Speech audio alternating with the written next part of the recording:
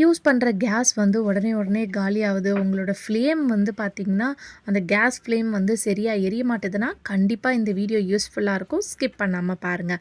Hi friends, welcome back to our channel. எல்லோரும் எப்படி இருக்கீங்க? கண்டிப்பாக நல்லா இருப்பீங்க நம்புகிறேன். இன்றைக்கி நம்ம சேனலில் எல்லாருக்குமே ரொம்ப யூஸ்ஃபுல்லாக இருக்கக்கூடிய கிச்சன் டிப்ஸ் அண்ட் ட்ரிக்ஸ் தான் ஷேர் பண்ணியிருக்கேன். ஸோ வீடியோவை ஸ்கிப் பண்ணாமல் ஃபுல்லாக பாருங்கள். அதுக்கு முன்னாடி நீங்கள் இப்போ தான் நம்ம சேனலை ஃபஸ்ட் டைம் பார்க்குறீங்கன்னா இப்போவே சப்ஸ்கிரைப் பண்ணிக்கோங்க. கூட இருக்க பெல் சிம்பிளை கிளிக் பண்ணிக்கோங்க. இப்போ வாங்க வீடியோக்குள்ளே போகலாம். ஃபர்ஸ்ட் டிப் என்னன்னு பார்க்கலாம். நம்ம சப்பாத்தி மாவு பிசைஞ்சதுக்கப்புறம் இந்த மாதிரி சின்ன சின்ன டிப்ஸ்லாம் தெரிஞ்சு வச்சுக்கிட்டிங்கன்னா உங்கள் வேலை வந்து பார்த்திங்கன்னா ஈஸியாக முடிஞ்சிடும். இந்த மாதிரி நம்ம மாவை தனித்தனியாக கையில் எடுத்து வந்து உருண்டை மாதிரி எடுப்போம் இல்லையா? அதுக்கு இந்த ஒரு கிளாஸ் இருந்தால் போதும்.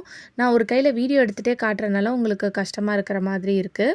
ஸோ இந்த மாதிரி அதை வச்சு நீங்கள் ப்ரெஸ் பண்ணாலே உங்களுக்கு தனித்தனியாக இந்த மாதிரி மாவு வந்து வந்துடும்.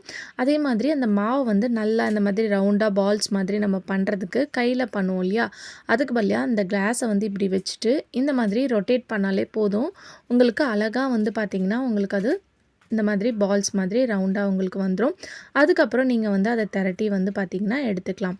கண்டிப்பாக இந்த டிப்லாம் வந்து பார்த்திங்கன்னா என்றைக்காவது ஒரு நாள் உங்களுக்கு ரொம்ப யூஸ்ஃபுல்லாக இருக்கும். இப்போ இந்த டிப் ரொம்ப யூஸ்ஃபுல்லாக இருக்கும். ட்ரை பண்ணி பாருங்கள். இந்த டிப் பிடிச்சிருந்துச்சுன்னா இந்த வீடியோக்கு ஒரு லைக் கொடுங்க. அடுத்த டிப் என்னன்னு பார்க்கலாம். அதுக்கு இங்கே நான் ஃப்ளாஸ்க் தான் எடுத்திருக்கேன். இந்த மாதிரி ஃப்ளாஸ்க்லாம் கொஞ்ச நாள் ஆனதுக்கப்புறம் அதோட சூடு வந்து பார்த்திங்கன்னா கம்மியாயிரும். நம்ம ஏதாவது டீயோ காஃபியோ வெளியே போகும்போது அதில் ஊற்றி எடுத்துகிட்டு போகிறோன்னா அந்த அளவுக்கு வந்து பார்த்திங்கன்னா அந்த ஹாட்னஸ் வந்து இருக்காது. அந்த டைமில் இந்த டிப் ரொம்ப யூஸ்ஃபுல்லாக இருக்கும். ட்ரை பண்ணி பாருங்கள். நீங்கள் எப்போவுமே வந்து ரொம்ப பழைய ஃப்ளாஸ்க்கு சூடு நிற்க மாட்டுதுன்னா இந்த டிப்பை வந்து நீங்கள் வெளியே போகிறதுக்கு முன்னாடி ட்ரை பண்ணிக்கோங்க. நல்லா சூடான கொதிக்க கொதிக்க இருக்கிற தண்ணியை வந்து அந்த ஃப்ளாஸ்கில் ஊற்றி ஒரு அரை ஹவர் வந்து அப்படியே மூடி போட்டு வச்சுருங்க. அதுக்கப்புறம் அந்த தண்ணியை வந்து நீங்கள் இந்த மாதிரி கீழேயோ இல்லை இந்த ஒரு பாத்திரத்தில் ஊற்றி நீங்கள் யூஸ் பண்ணிக்கலாம். அதுக்கப்புறம் இந்த ஃப்ளாஸ்கில் வந்து நீங்கள் ஆஸ் யூஷுவல் காஃபி, பால், டீ எதை எடுத்துகிட்டு போகிறீங்களோ எடுத்துகிட்டு போகலாம். அந்த நம்ம சூடாக கொதிக்க கொதிக்க தண்ணி ஊற்றுனனால அந்த ஹாட்னஸ் வந்து பார்த்திங்கன்னா அந்த ஃப்ளாஸ்கில் இருக்கும். அது வந்து நம்ம ஊற்றுற பொருளை வந்து பார்த்திங்கன்னா நல்லா வந்து உங்களுக்கு சூடாக வந்து பார்த்திங்கன்னா இருக்கிறதுக்கு யூஸ்ஃபுல்லாக இருக்கும். ட்ரை பண்ணி பாருங்கள். அடுத்த டிப் என்னன்னு பார்க்கலாம். நம்ம இந்த மாதிரி உப்பெல்லாம் வந்து ஸ்டோர் பண்ணி வைக்கும்போது சில சமயம் அதில் வந்து தண்ணி வந்த மாதிரி இருக்கும். ரொம்ப அங்கங்கே வந்து பார்த்திங்கன்னா தண்ணியாக இருக்கும், கட்டி பிடிச்ச மாதிரி இருக்கும். அந்த டைமில் இந்த டிப்பை ட்ரை பண்ணி பாருங்கள். நம்ம வீட்டில் இருக்கக்கூடிய மிளகு ஒரு 5லேருந்து 6 மிளகை வந்து உப்பில் வந்து இந்த மாதிரி போட்டுட்டு ஒரு ஸ்பூனை வச்சு நல்லா மிக்ஸ் பண்ணி விட்டுருங்க. எல்லா பக்கம் அந்த மிளகு போய் இருக்கிற மாதிரி. ஸோ இந்த மாதிரி மிக்ஸ் பண்ணி வைக்கும்போது உங்களுக்கு அதில் தண்ணி வர்ற ப்ராப்ளமோ இல்லை ஒரு மாதிரி கட்டு கட்டியாக இருக்கும் பார்த்திங்களா, அதெல்லாம் வராது. ஸோ இதை வந்து நீங்கள் கண்டெய்னர்லேயோ ஜாடிலேயோ போட்டு ஸ்டோர் பண்ணி வச்சுக்கலாம். ட்ரை பண்ணி பாருங்கள். அடுத்த டிப்புக்கு நான் இங்கே தக்காளி தான் எடுத்திருக்கேன். இப்போ இந்த மாதிரி நீங்கள் பிகினர்ஸாக இருக்கீங்க, இந்த மாதிரி நைஃப்பில் கட் பண்ணுறீங்கன்னா சில சமயம் வந்து நம்ம கையே கூட வெட்டிக்க வந்து சான்ஸ் இருக்குது. இல்லை கையிலேயே ஏதாவது அடிபட்டிருக்கு, நம்ம நைஃப் யூஸ் பண்ணி ஏதாவது காய் வந்து கட் பண்ணுறோன்னா அந்த அடிப்பட்ட இடத்துல நம்மளுக்கு படும்போது வலிக்கும். ஸோ அது அந்த மாதிரி டைமில் இந்த டிப் ரொம்ப யூஸ்ஃபுல்லாக இருக்கும். ஒரு ஸ்பூன் எடுத்துகிட்டு இந்த மாதிரி கையில் வந்து ரப்பர் பேண்ட் போட்டுருங்க. இதுக்கப்புறம் நீங்கள் எவ்வளோ காய் கட் பண்ணாலும் உங்கள் கையில் வந்து பார்த்திங்கன்னா கீறவும் கீறாது, குத்தவும் குத்தாது. உங்கள் கை வந்து அடிபட்டிருக்கு, விரலில் ஏதாவது அடிபட்டிருக்குன்னா கூட அந்த இடத்துல நீங்கள் உங்கள் விரலுக்கு ஏற்ற மாதிரி இந்த ஸ்பூனை போட்டுட்டு நீங்கள் அதுக்கப்புறம் இந்த மாதிரி கட் பண்ணலாம். மாதிரி கட் பண்ணும்போது உங்களுக்கு அது ஒரு லேயராக உங்களுக்கு வந்து பார்த்திங்கன்னா ப்ரொடெக்ட் பண்ணும். ஸோ இதை வந்து நீங்கள் எப்படி வேணாலும் அவுத்து நீங்கள் மாற்றி போட்டுக்கலாம். உங்களுக்கு இந்த சைடு வந்து வாட்டம், இந்த ஃபிங்கரில் உங்களுக்கு வந்து கட் பண்ணிப்பீங்க அப்படின்னா இந்த மாதிரி கூட மாட்டிக்கலாம். ஸோ கண்டிப்பாக இந்த டிப் ரொம்ப யூஸ்ஃபுல்லாக இருக்கும். ட்ரை பண்ணி பாருங்கள். அடுத்த டிப் என்னன்னு பார்க்கலாம். நம்ம வீட்டில் இந்த மாதிரி யூஸ் பண்ணாத பழைய அரிசி இல்லை ரேஷன் அரிசி அதெல்லாம் இருந்துச்சுன்னா தூக்கி போடாதீங்க.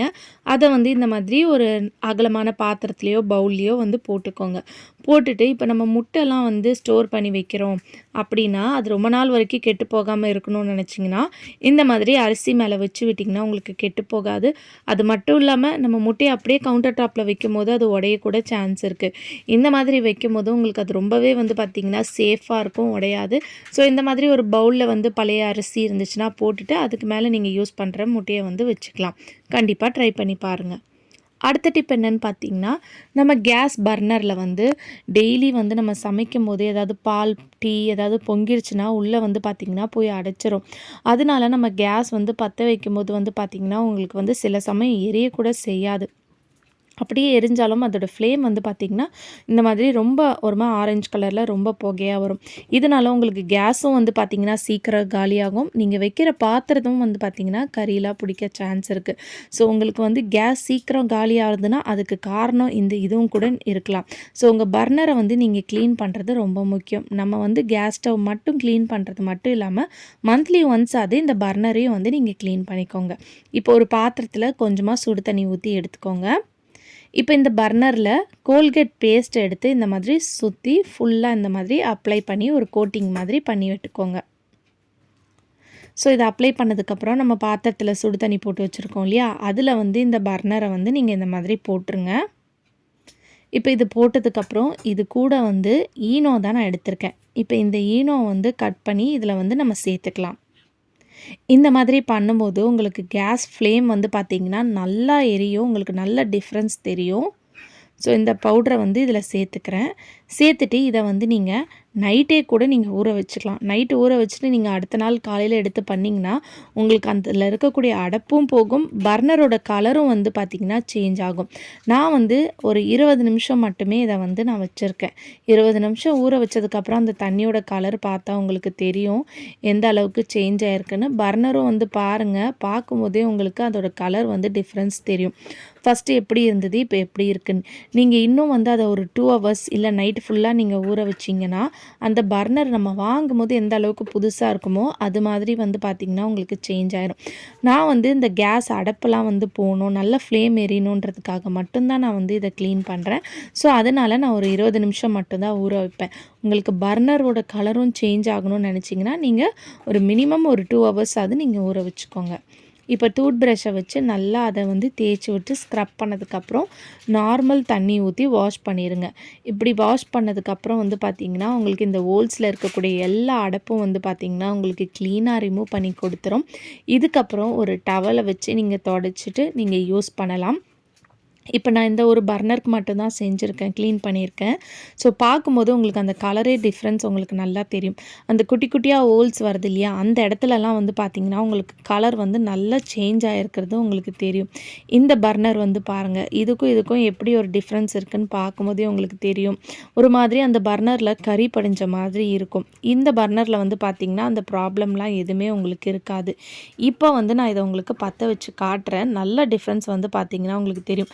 கிட்ட காட்டும் போதே பாருங்கள், இந்த பர்னரில் ஃபுல்லாக வந்து கறி படிஞ்சிருக்கு. ஆனால் அந்த பர்னரில் உங்களுக்கு அந்த ப்ராப்ளம்லாம் இப்போ நம்ம க்ளீன் பண்ணதுக்கப்புறம் ரிமூவ் பண்ணி எடுத்துட்டோம்.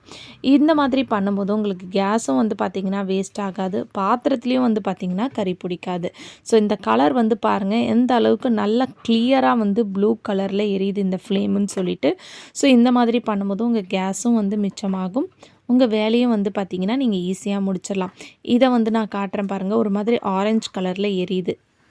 கண்டிப்பாக இந்த டிப் வந்து பார்த்திங்கன்னா எல்லாருக்குமே ரொம்ப யூஸ்ஃபுல்லாக இருக்கும். ட்ரை பண்ணி பாருங்கள். நம்ம கேஸ் ஸ்டவ் மட்டும் க்ளீன் பண்ணுறது இல்லாமல் நம்ம கேஸ் பர்னரும் நீங்கள் க்ளீன் பண்ணும்போது உங்கள் கேஸும் வந்து பார்த்திங்கன்னா நீங்கள் மிச்சப்படுத்திக்கலாம். கண்டிப்பாக ட்ரை பண்ணி பாருங்கள். ஓகே ஃப்ரெண்ட்ஸ், இன்றைக்கி வீடியோவில் நான் ஷேர் பண்ணி இந்த டிப்லேருந்து ஏதாவது ஒரு டிப் கண்டிப்பாக உங்களுக்கு யூஸ்ஃபுல்லாக இருக்கும்னு நினைக்கிறேன். அப்படி யூஸ்ஃபுல்லாக இருந்துச்சுன்னா மறக்காமல் நம்ம சேனலை லைக் பண்ணுங்கள், ஷேர் பண்ணுங்கள், கமெண்ட் பண்ணுங்கள், சப்ஸ்கிரைப் பண்ணிக்கோங்க. தேங்க்யூ ஃபார் வாட்சிங்.